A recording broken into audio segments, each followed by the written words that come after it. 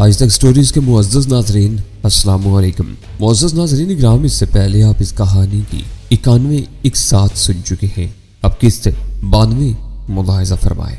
ऐसी सूरत में मेरी हर एहतियात के बावजूद सूरत हाल ज्यादा देर तक मख्फी न रह सकेगी। हमारी तमाम तर कोशिशें अब यही होना चाहिए कि मकामी मामलात में जरूरत से ज्यादा मुलव्वस होने के बजाय जल्द अज जल्द निकल भागने की फिक्र करें।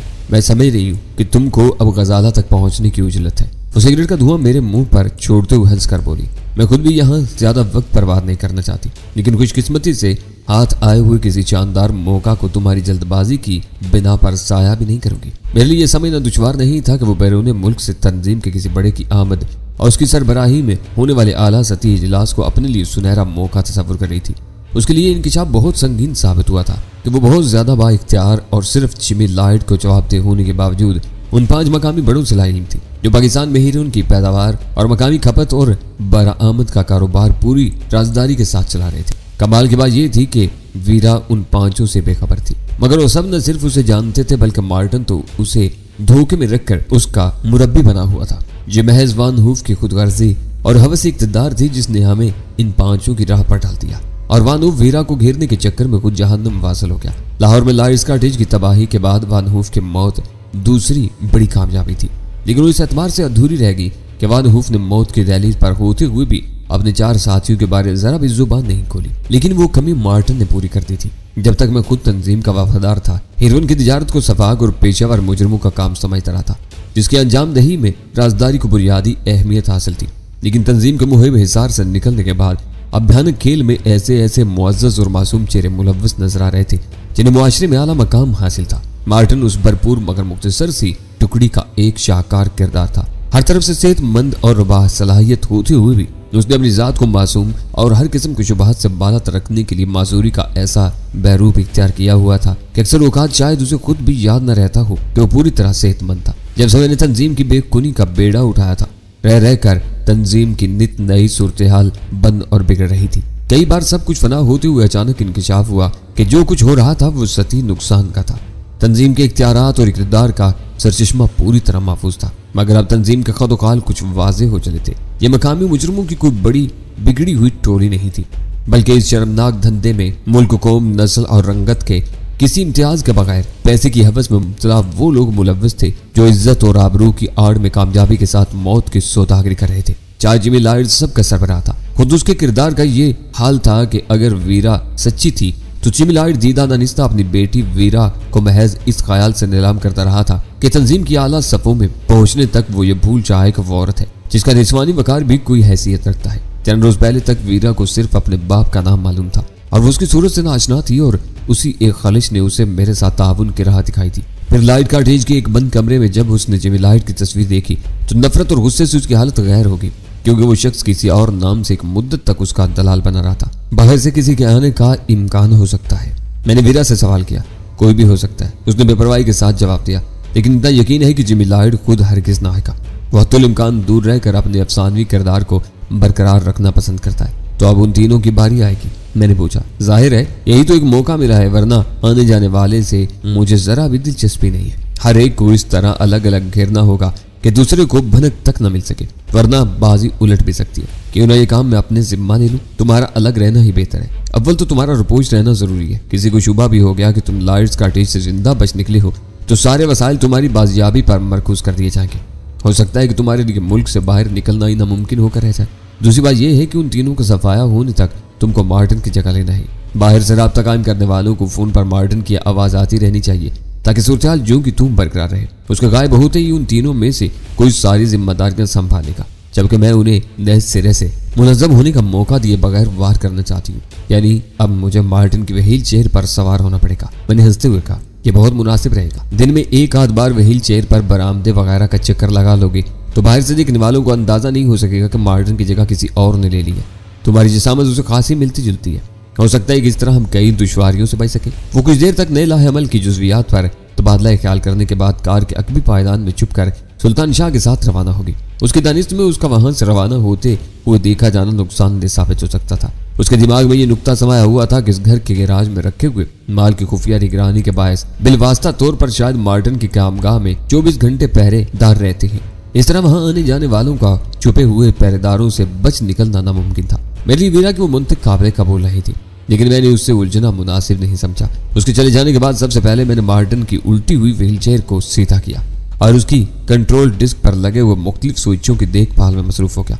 लेकिन उससे पहले मैंने पूरी एहतियात के साथ कुर्सी के दोनों दस्तों में पोशीदा मुहिब हथियारों में से मैगजीन खाली कर दिए थे कि कहीं किसी गलत बटन पर हाथ पड़ने के साथ ही कोई गोली मुझे लहूलुहान न करते। उस कमरे में मार्टिन के लाश के चीथड़े बिखरे हुए थे, जिन्हें समेट कर यकजा करना मेरे लिए बहुत दुश्वार था। फिर वहां खासा खून भी बिखरा हुआ था। मुझे अंदाजा था कि ज्यादा से ज्यादा 1-2 रोज में ही उन सब अशिया से ताफुन बिखरने लगेगा, लेकिन उससे ज्यादा मेरा वहां ठहरने का इरादा भी नहीं था। लिहाजा मैंने व्हील चेयर बाहर निकालकर उसी कमरे को हर तरफ से इस तरह बंद कर दिया कि वहां पैदा होने वाली बदबू मकान के दूसरे हिस्सों में न फैल सके। वैसे भी मार्टिन अपने ख्वाबगाह में मौत से हमकिनार नहीं हुआ था, बल्कि उस कमरे में मारा गया था जो ख्वाबगाह के तौर पर मेरे आर्जी तसर्रुफ में दिया गया था। उस कमरे को मुकफिल करके मैं मार्टिन की व्हील चेयर पर सवार होकर उसकी अपनी ख्वाबगाह में दाखिल हुआ तो हर से मेरी आंखें फटी की फटी रही। उस कमरे की तमाम दीवारों पर इंसानी हिवलों की ऐसी वसी व अरीज रंगीन तस्वीर मौजूद थी जिन्हें देखकर आंखें बेख्तियार खुली चली जाती थी।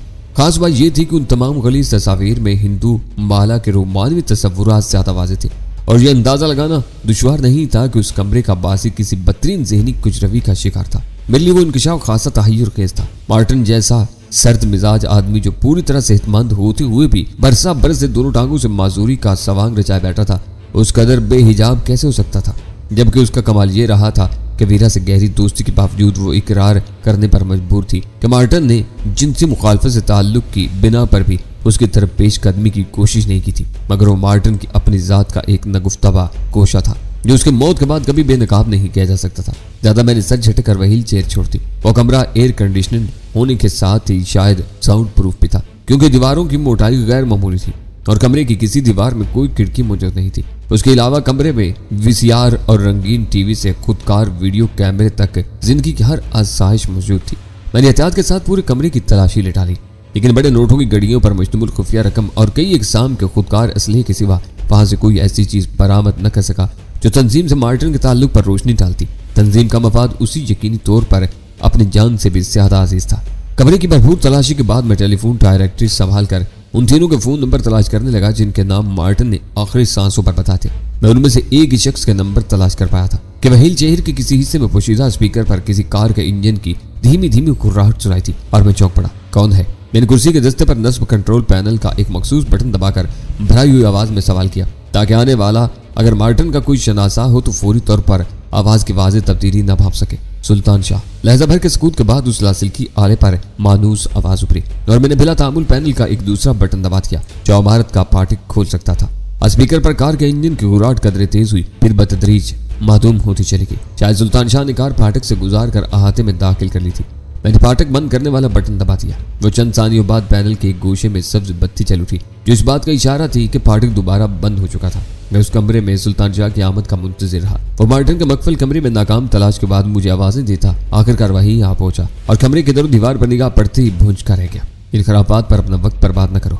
मैंने उसका शाना हिलाते हुए कहा, ये बताओ कि वीरा को कहाँ छोड़ आए हो? उसने चौंक कर मेरी तरफ देखा, फिर खिफता में मुस्कुराहट के साथ बोला, उसे वापस क्लिफ्टन ही छोड़ आए। वहां से वो अपनी गाड़ी में गई होगी। फिर कदर तवक्कुफ के बाद बोला, मेरी तो अकल ही हैरान है। कुछ समझ में नहीं आता कि ये सब क्या हुआ था। क्या समझ में नहीं आता? मैंने तेज लहजा में सवाल किया। वो इस कदर भरपूर तरीके पर माजूरी की अदाकारी करता रहा था कि उसके फरार पर मैं कई सेकंड तक बस यही सोचता रह गया कि लंगड़ा अचानक कैसे भाग सकता है। उसके बाद ही होश आया था कि वो सब इस फरार की अदाकारी थी, वरना वो पूरी तरह सेहतमंद था। अब शायद ये नुक्ता भी जहन में आ गया होगा कि मैंने कितनी शराब पी थी और फर्शी कालीन से मसहरी पर कैसे पहुंच गया था। मैंने तंजिया लहजे में कहा, अब तो सब कुछ समझ में आता जा रहा है। उस वक्त की बात और थी। मैं सोच भी नहीं सकता था कि माजूर मार्टिन ने तुम्हें कालीन से उठाकर मसहरी पर डाला होगा। मुझे एतराफ है कि मैंने जरूरत से ज्यादा पी ली थी, लेकिन इतना भी मदहोश नहीं हुआ था कि लहक लह कर नाचना शुरू कर देता और फिर मसहरी पर उस तरह ढेर होता कि कुछ भी याद न रहता। उस मरदूद ने मेरी मुख्तसर सी गफलत से फायदा उठाकर मुझे ऊपर डाल दिया था ताकि बाद में मेरी मदहोशी के हवाले से मन माने एतराफात मेरी जात से वाबस्ता कर सके। लेकिन तुम पीते ही क्यों हो? वो बिगड़ कर बोला, चाहे तुम्हें मेरी बात बुरी लगे, लेकिन मेरे गांव के मस्जिद का मौलवी इसे खंजीर का पेशाब कहता है। मैं देखा है कि तुम बगैर पिए भी ठीक ठाक रहते हो। मेरे साथ हराम नोशी की क्या जरूरत है? उसकी बात सुनकर पहले मुझे गुस्सा आया, लेकिन उसका आखिरी सवाल सुनकर मैं हंस पड़ा। बाज़ औक़ात इंसान मजबूर भी हो जाता है। वो मुझे उल्लू बनाना चाह रहा था और मैं अहमक बनकर उसे चक्कर देना चाह रहा था। उसी कोशिश में जरा सी बेइत्तेदाली होगी और उसे मेरा मज़ाक उड़ाने का खुद साख्ता मौका मिल गया। सोबत का भी तो कुछ असर होता ही है ना। मुझे मालूम है कि बहस में तुमसे जीतना मुश्किल है। वो बुरा सा मुंह बनाकर बोला, सोबत का असर बस तुम ही पर होता है। मैं भी तो दिन रात तुम्हारे साथ रहता हूँ। कभी बूंद भी चकी हो तो हल्फिया बता दो। तुम्हारी तजवीज़ की हुई हर सजा खुशी के साथ बर्दाश्त करूंगा। मेरे साथ ये बहाने तुम्हें जेब नहीं देते। हैं, ये क्या बक रहे हो तुम? मैंने आंखें निकाल कर कहा, ऐसा मालूम हो रहा है जैसे तुमने मेरे वालदे बुजुर्गवार की मसनद संभाल ली हो। नाराज होते हो तो आइंदा कुछ भी ना कहूँगा। वो यकबयक उदास हो गया। मेरी वजह से तुम शराब में नहाओ या गर्क हो जाओ, मैं ना तुम्हारा बुजुर्ग हूँ ना भाई। रहा दोस्त तो उसे हर वक्त उसकी औकात याद दिलाई जा सकती है। तुम्हारा दिमाग खराब हो गया। मैंने बढ़कर जबरदस्ती उसकी गर्दन में हाथ डाल दिए। शायद दिमाग ही खराब हो गया। वो भराई हुई आवाज में बोला, जब तुम्हें झंझोड़ कर बेदार किया गया तो तुम उस वक्त भी जरा झोंक में थे और तुम्हारी समझ में नहीं आ रहा था कि तुम कालीन से मसहरी पर कैसे पहुंचे। और वो खंजीर लंगड़ा बड़ी बेरहमी के साथ तुम्हारी बेइज्जती कर रहा था। उसके जुबान से तुम्हारे नाचने की कुथा सुनकर मेरा दिल चाह रहा था कि उस मलून का मुंह नोच लूं या तुम्हारा सर तोड़ दूं। मुझे माफ कर दो। मैंने उसे जबरदस्ती अपने सीने से लगा कर कहा, अब कभी इतनी नहीं लूंगा कि जहन धुंधलकों में हलकोरे लेने लगे। बेतदाली करूं तो जो सजा चोर की वो मेरी, मगर पियोगे जरूर, छोड़ोगे नहीं। मेरे खुशामदाना रवैये से उसके लहजे में नरमी पैदा होगी, मगर अंदाज अब भी मुलामत अमेजी था। वो सदा का पारसा एक रास्तगोर शरीफ इंसान था जिसने पैसे की जुस्तजू में बुरे रास्ते को अपनाना चाहा, लेकिन अपने मिजाज की बिना पर उस माहौल में न खप सका और फिर मुझसे आ मिला। इब्तदा में उसे न मेरी असलियत का इल्म था न मेरे मिशन का पता, लेकिन फिर भी वो मेरे साथ निभा करता रहा। और जब मैंने तंजीम के खिलाफ अलम बगावत बुलंद किया तो वो मेरा पहला और वाहिद साथी था जो मेरा मकसद और मुद्दा जाने बगैर किसी मशीनी पुतले की तरह मेरे अहकामात की तकमील करता रहा। मजहब और मुआशरे की पाबंदियों में जकड़े हुए उस नेक नफ्स इंसान के लिए जिनके जिस्म में जवानी ढलने से पहले ही रुश्तो हदायत और पारसाई के चाकार जमा नजर आते हैं। अब वीरा के बारे में क्या राय है तुम्हारी? चंद के सकूत के बाद मैंने मौजू गुफ्तगू बदलने की नीयत से उससे दरियाफ्त किया। अजीब औरत है, वो सर झटकर बोला, मगर मैंने उसकी बात काट दी। औरत? लड़की नहीं कहोगे उसे? खुदा की पनाह। वो गहरा सांस लेकर बुड़बुड़ाया, किस कदर सर्द महरी के साथ इंसानी खून बहाती है और उस पर भी तुम उसे लड़की कहने पर इसरार करते हो। वो हसीन जरूर है मगर इतनी ही सरीली भी है। इतना काफी है कि वो हमारे साथ मुखलिस है। ये तुम्हारी खुद फरेबी है। वो बिलाग लहज़े बोला, उसका अपना भी कुछ मतलब है जो वो तुम्हारा साथ दे रही है। जिस दिन उसे तुमसे कोई उम्मीद न रही शायद खुद तुम पर हथियार उठा लेगी। तुम खुद कई बार उसकी सेमाबी तबीयत का जिक्र कर चुके हो। तुम्हें उससे दगा का खौफ ना होता तो तुम मेरे बगैर भी उसके साथ वलायत जा सकती थी। मैं गहरा सांस लेकर सोफे पर गिर गया। मैं यही सबसे बड़ी उलझन है। वीरा मुझे चाहती है और मेरे दिल दिमाग पर गजाला सवार है। जब तक हम तीनों यकजा नहीं होते वीरा की रकीबाना फितरत तभी रहेगी, लेकिन जिस दिन उसे अंदाजा हुआ कि गजाला दर हकीकत उसकी रकीब है वो मुजीब बन जाएगी और मैं उस घड़ी से डरता हूँ। आज तुमने पहली बार उसके बारे में खुलकर बात की है और मेरे मुकाबले बैठते हुए बोला, तुम मुझसे इसी कदर खतरा महसूस कर रहे हो तो हमारे लिए इस वक्त बेहतरीन मौका है। तो उसके ज़हन पर तंजीम के 3 बड़े सवार हैं। हम उसे आसानी के साथ ज़ेर कर सकते हैं। हमारे पास ये बेहतरीन ठिकाना ही मौजूद है। तुम अभी तक उसके बारे में सही अंदाजा नहीं लगा सके हो। मैंने हल्की मुस्कुराहट के साथ कहा। वो जिद पर अड़ गई तो जान दे देगी मगर जुबान नहीं खोलेगी। उसे तो बस मोहब्बत ही से शेर किया जा सकता है, वरना हमें सुराग तक न मिल सकेगा कि गजाला इंग्लिस्तान के किस शहर में किन लोगों की कैद में है। खुदा करे कि वो तुम्हारी तवक्कुआत पर पूरी उतर सके, वरना मुझे तो उस पर जर्रा भी भरोसा नहीं है। जब से उस पर यह इंकिशाफ हुआ है कि उसका गैर कानूनी और पुरस्कार बाप चिविल्लाए टान मरसियानों के रूप में उसकी सौदागरी करता रहा है, वो हर कीमत पर जल्द अज जल्द उसके गिरबान पर हाथ डालना चाहती है। वो तुम्हें गजाला तक ले जाने की उम्मीद दिलाकर पहले टान मरसियानों का ही जिक्र या रुख करेगी। हम दोनों ने होशियारी से काम न लिया तो शायद ऐसा भी हो सकता है, मगर बोलते बोलते मैं यकदम खामोश हो गया क्योंकि व्हील चेयर के स्पीकर पर अचानक ये कार के इंजन की आवाज सुनाई देने लगी थी।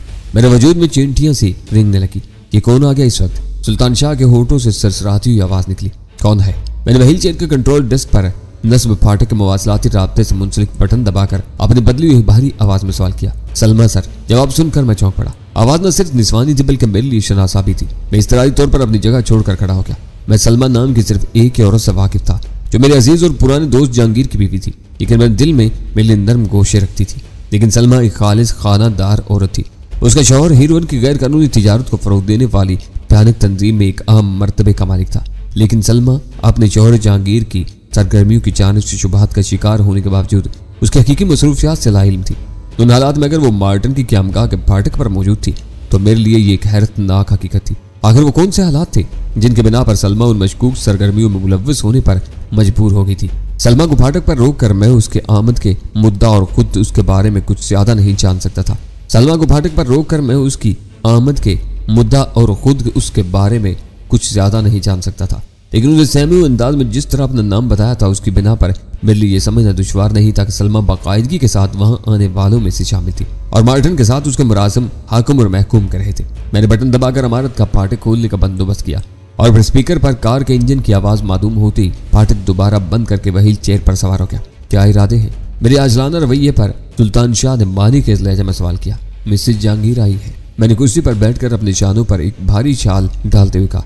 समझ में नहीं आता कि वो कब से इन धंधों में मुलव्वस हो गई है। मिसेज जहांगीर, वो मानी खेज अंदाज में हंसा। वो तो शायद तुम्हें पसंद भी करती रही है। अज़वाजी जिंदगी में खलूस और एतमाद न मिले तो औरतें अमूमन बागी हो जाती है।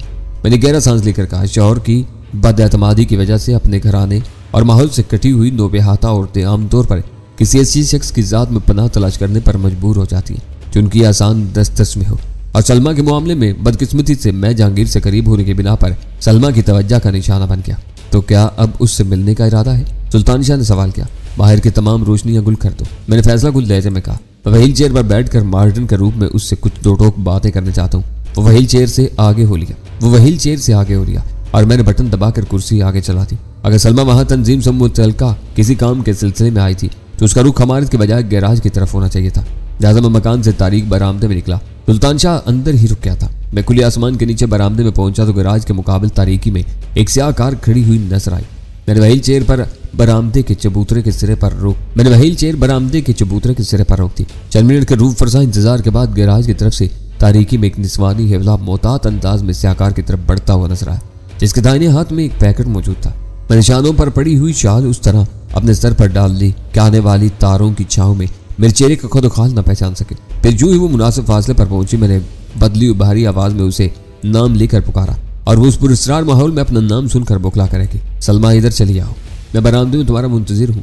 उसे तजब्ज़ुब में मुब्तला देखकर मैं नरम और धीमी आवाज में कहा और फिर शायद उसने तारीकी में मेरा हेवला देख लिया और शिकस्त खोरदा अंदाज में बरामदे के चबूतरे की तरफ चलती। तो तुम मेरे पीछे क्यों पड़ गए हो? वो बरामदे से थोड़ी दूर ठहर कर खौफजदा और हंसी आवाज में बोली। यहाँ क्यों आई हो? मैंने खतरा मोल लेते हुए सवाल किया। मार्टिन मुझे बता चुका था कि उसका मकान तंजीम के तसर्रुफ में रहता था, मगर वो खुद कभी सामने नहीं आता था। इसलिए मुझे उम्मीद थी कि मेरा सवाल सलमा के लिए किसी शुबे का बायस नहीं बनेगा और मैं उसकी मुश्तबा सरगर्मियों के असबाब दरियाफ्त करने में कामयाब हो जाऊंगा। मुझे तुमसे नफरत है। वो फंसी हज़ियानी आवाज में बोली। तुम वैसी दरिंदे हो, मुझे तुमसे नफरत है। मेरा सब कुछ छीन कर भी तुमको सुकून नहीं मिला है। कान खोल कर सुन लो कि मैं अपनी मर्जी से यहाँ नहीं आई हूँ। हुक्म मिलता है तो न चाहते हुए भी उसकी तकमील करना पड़ती है। उसका जवाब सुनकर मैं लहजा भर के लिए सुन्न होकर रह गया था। वो जो कुछ कह रही थी उसकी रोशनी में यह नतीजा आसानी अखज़ किया जा सकता था कि सलमा से न सिर्फ तंजीम के लिए कोई गैर कानूनी काम लिया जा रहा था, बल्कि मार्टिन भी हस्ब तौफीक उसकी मजबूरी का फायदा उठाकर उसे पामाल करता रहा था। मेरे नज़दीक वो उस घनौने काम का बदतरीन पहलू था। जहांगीर अपनी मर्जी से माकूल आमदनी के लालच में तंजीम से वाबस्ता हुआ था और रफ्ता रफ्ता उन मकरू कामों में उस हद तक मुलव्वस होता चला गया था कि उसके लिए उन मसरूफियात से किनारा कश होना नामुमकिन होकर रह गया था। लेकिन उसकी बीवी अपने ज़ाती और खानगी मसाइल से कतई नजर एक खानादार औरत थी जो अपनी मर्जी से हरगिज़ किसी मुश्तबा काम में मुलव्वस होना पसंद न करती।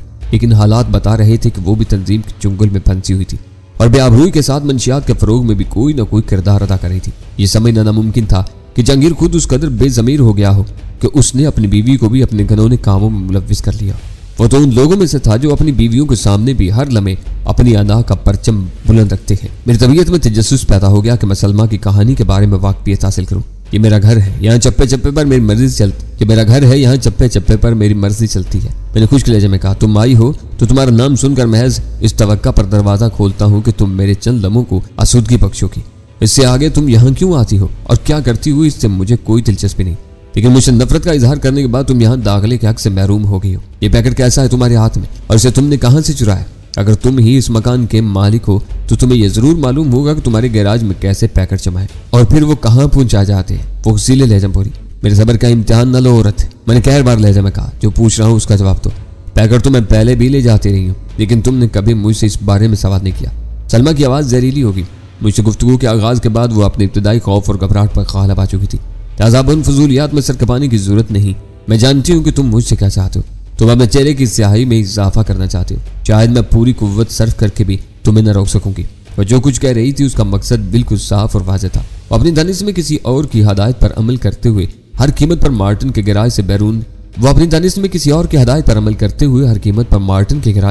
हीरोइन के पैकेट ले जाकर कहीं पहुंचाने पर मजबूर थी।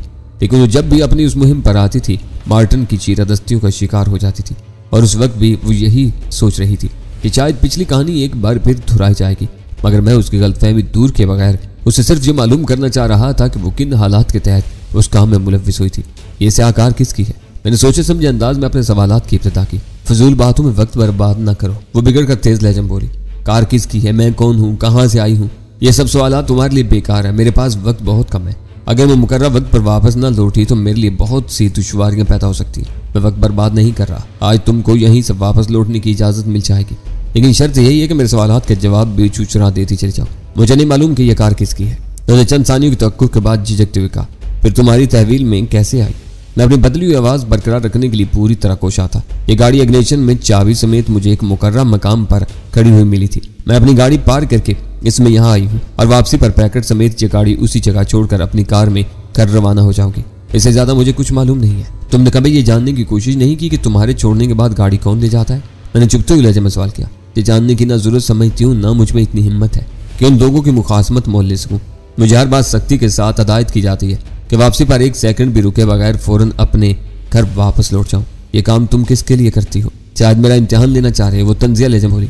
तुम्हारा ही कुछ जलील और घटिया साथी होगा, वरना मुझे यहाँ से पैकेट हासिल करने का हुक्म क्यों मिलता? इससे तुम्हारी दोस्ती कितनी पुरानी है? दोस्ती? तो हकारे से बोली। आवाजों से कहाँ दोस्ती होती है? काश एक बार उसकी सूरत देख लेती। काश एक बार उसकी सूरत देख ली होती। यानी सारे अहकामात फोन पर मिलते हैं? मैंने सवाल किया। जानते हो तो मुझसे क्यों पूछ रहे हो? उसका लहजे में बेपनाह तलखी उमड़ आई थी। अपना घर बरकरार रखने के लिए मुझे उसके हुकाम के सामने सर झुकाना पड़ा, वरना मैं तो ऐसी जिंदगी को काबिल नफरत समझती हूँ।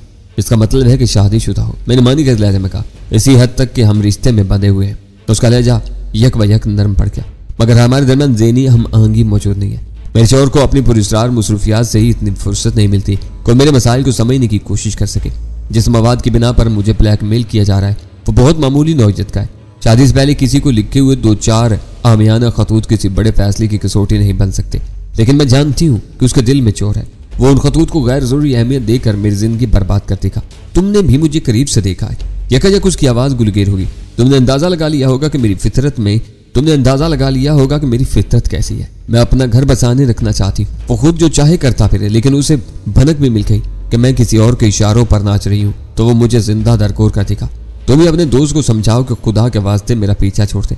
उसे शहर में बतेरी दूसरी लड़कियां मिल जाएंगी जो खुशी से उसके लिए काम करेंगी। सलमा की उस बात से पूरा किस्सा वाज़ेह हो गया। जहांगीर तंजीम के दूसरे या शायद तीसरे दर्जे के जिम्मेदारों की सफ में शामिल था, लेकिन उसकी बीवी तंजीम के मकासद के लिए इस्तेमाल की जा रही थी। उसे ब्लैकमेल करने वाला चाहता तो मुआवजे पर सलमा से बेहतर और मुअस्सर लड़कियों की खिदमात हासिल कर सकता था, लेकिन सलमा को ब्लैकमेल किए जाने से तंजीम का यह घनौना रूप भी सामने आ गया था कि वो लोग अपने अहम कारकुनों की निजी जिंदगी पर भी निगाह रखते थे और कोई खामी हाथ आते ही अपने असल शिकार के गिर्द चाल की डोरियां मजबूत करना शुरू कर देते थे। सलमा महज इसलिए ब्लैकमेल की जा रही थी कि वो जहांगीर की बीवी थी। अगर वो कोई आम औरत होती तो शायद उसके माजी को हरगिज काबिल तवज्जो न समझा जाता। तुम वाकई दुखी मालूम होती हो। मैंने हमदर्दाना लहजे में कहा। मैं कोशिश करूंगा कि किसी तरह उसे समझा बुझा कर तुम्हारी गुलू खुलासी की कोई राह निकाल सकूं। ये काम कर दो तो मैं तुम्हारी बेदाम बांदी बन जाऊंगी। सलमा की आवाज भरागी। मुझे बदजुबानी के लिए माफ कर देना। मुझे मालूम नहीं था कि तुम्हारे सीने में एक हमदर्द दिल मौजूद है। मैं तुम्हारे जाहिर से धोखा खा गई थी। तुम ये काम कब से कर रही हो? मैंने सवाल किया। इस बार वो बुरी तरह चौंकी थी, फिर कदरे हैरानगी के साथ बोली, अजीब बात है कि ये सवाल तुम मुझसे कर रहे हो, हालांकि मैं 2 माह पहले पहली बार यहाँ आई थी तो तुमने अपनी व्हील चेयर पर खुद ही नीचे आकर मुझे मेरा काम समझाया था और ये भी धमकी दी थी कि अगर मैंने कभी हदायत से ज्यादा पैकेट ले जाने या उसे खोल कर देखने की कोशिश की तो वो मेरी जिंदगी का आखिरी लम्हा होगा। वो सब मुझे याद है। मैंने जल्दी से बात संभालते हुए कहा, मेरा ख्याल था कि शायद मेरे पास आमदरफ से पहले वो तुमसे कोई और काम भी लेता रहा हो। इसका मतलब ये हुआ कि वो तुम्हारा दोस्त नहीं है? हरगिज नहीं। मैंने मगमूम लहजे में कहा। मैं खुद उसे अपनी नेकनामी की बाकायदा कीमत अदा करता हूँ, वरना कौन शरीफ आदमी अपने घर को ऐसी मुश्तबा कार्रवाइयों का मरकज बनने देगा। मैं तो खुद एक माजूर आदमी हूँ। तुम्हें भेजने से पहले उसने मुझे बताया था कि वो मेरा दिल बहलाने का एक बंदोबस्त कर रहा है जिसका इजाफी मुआवजा देना होगा। मैं दुनिया से कट कर इस 4 दीवारी में तन्हाई का अजाब झेलता रहता हूँ, इसलिए तुम आई तो अपनी हद से तजावुज कर बैठा। मुझे मालूम होता कि तुम भी उनके हाथों सताई हुई कोई मुअज्जज खातून हो तो मैं हरगिज तुम्हें परेशान न करता। जब तुम भी मेरे ही जैसे हो तो भला मेरे लिए क्या कर सकोगे? उसने मायूसाना लहजे में कहा। वो हरीस है, मैं उसे पेशकश करूंगा कि वो तुम्हें भूल जाए तो मैं उसके बदले उसे एक माकूल रकम देता रहूंगा। ओह, तुम वाकई कितने नेक इंसान हो। वो ममनूनियत से लबरेज लहजे में बोली। ये मेरी बदनसीबी थी कि मैं आज तक तुमको एक बदकिरदार अपाहिज समझती रही। ये कहते हुए मेरी तरफ बढ़ी थी कि मैंने उसे वहीं रोक दिया। मैं करीब ना आना। मैं नहीं चाहता कि अब किसी हरकत पर मेरा ज़मीर मुझे मुलामत करे। तुम वापस जा सकती हो। मैं तुम्हारी शुक्रगुजार हूँ कि तुमने मेरी कहानी सुनकर खुद को बिल्कुल ही बदल डाला है। बुरा न मानो तो वापसी से पहले ये जरूर जानना चाहूंगी कि मेरे ले जाने वाले पैकेटों में क्या होता है। ये पैकेट मेरे घर की चार दीवारी में रखे जाते हैं, मगर मुझे कुछ इल्म नहीं कि उनमें क्या होता है। बस एक अंदाजा है कि इसमें वही सफूफे मर्ग होता होगा जिसकी वबा आज हर तरफ फैली हुई है।